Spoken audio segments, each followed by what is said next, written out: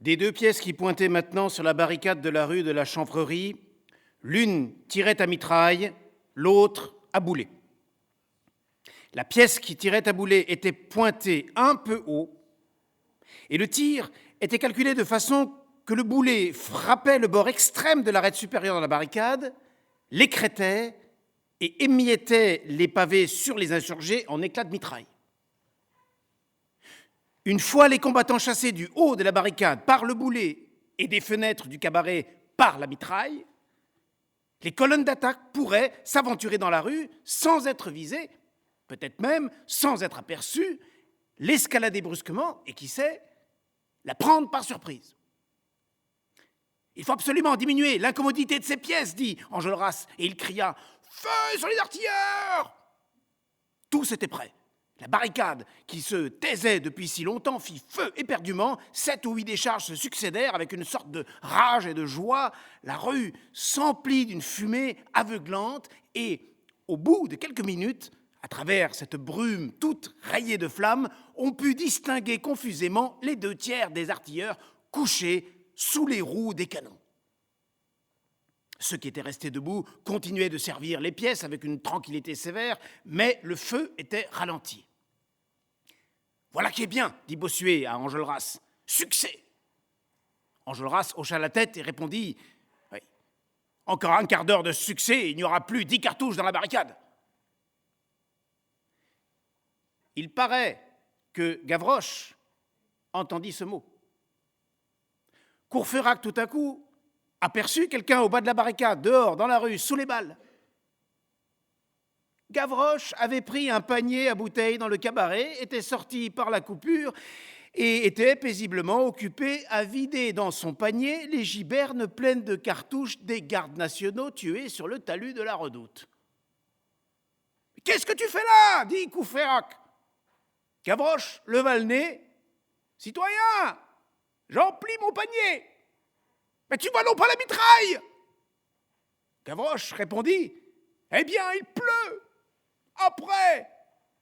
Courfeyrac cria « Rentre !» « Tout à l'heure !» fit Gavroche. Et d'un bond, il s'enfonça dans la rue. Une vingtaine de morts gisaient là et là dans toute la longueur de la rue sur le pavé. Une vingtaine de gibernes pour Gavroche. Une provision de cartouches pour la barricade.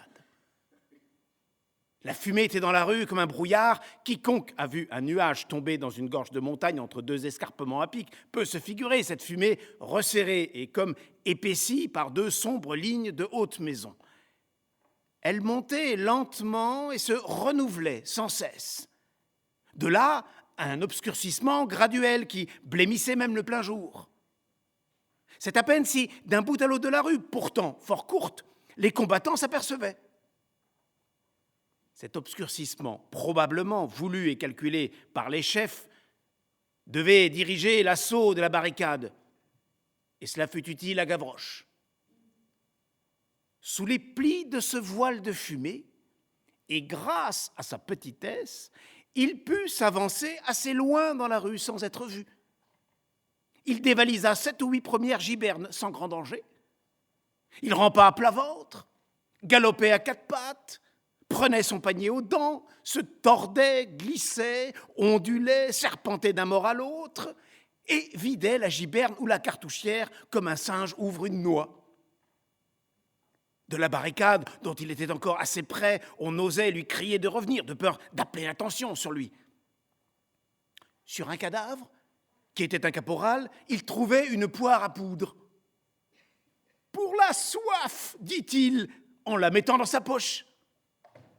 À force d'aller en avant, il parvint au point où le brouillard de la fusillade devenait transparent, si bien que les tirailleurs, massés à l'angle de la rue, se montrèrent soudainement quelque chose qui remuait dans la fumée. Et au moment où Gavroche débarrassait de ses cartouches un sergent gisant près d'une borne, une balle frappa le cadavre. « Oh, fichtre !» fit Gavroche. « Voilà qu'on me tue mes morts !» Une 2e balle fit étinceler le pavé à côté de lui. Une 3e renversa son panier. Gavroche regarda et vit que cela venait de la banlieue.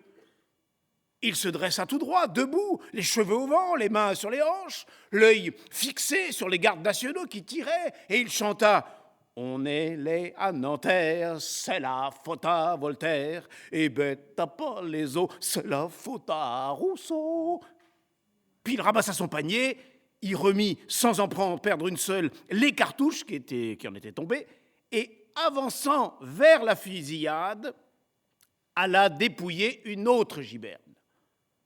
Là, une quatrième balle le manqua encore. Gavroche chanta « Je ne suis pas notaire, c'est la faute à Voltaire. Je suis petit oiseau, c'est la faute à Rousseau. » Une cinquième balle ne réussit qu'à tirer de lui un troisième couplet. « Joie est mon caractère, c'est la faute à Voltaire. Misère est mon trousseau, c'est la faute à Rousseau. » Cela continua ainsi quelque temps. Le spectacle était épouvantable et charmant. Gavroche, fusillé, taquinait la fusillade. Il avait l'air de s'amuser beaucoup. C'était le moineau becquetant les chasseurs. Il répondait à chaque décharge par un couplet. On le visait sans cesse, on le manquait toujours. Les gardes nationaux et les soldats riaient en l'ajustant. Il se couchait, puis se redressait, s'effaçait dans un coin de porte, puis bondissait, disparaissait, reparaissait, se sauvait, revenait, ripostait à la mitraille par des pieds de nez, et cependant pillait les cartouches, vidait les gibernes et remplissait son panier. Les insurgés, haletants d'anxiété, le suivaient des yeux. La barricade tremblait pour lui. Lui, il chantait. Ce n'était pas un enfant, ce n'était pas un homme, c'était un étrange gamin fée. Les balles couraient après lui. Il était plus leste qu'elles.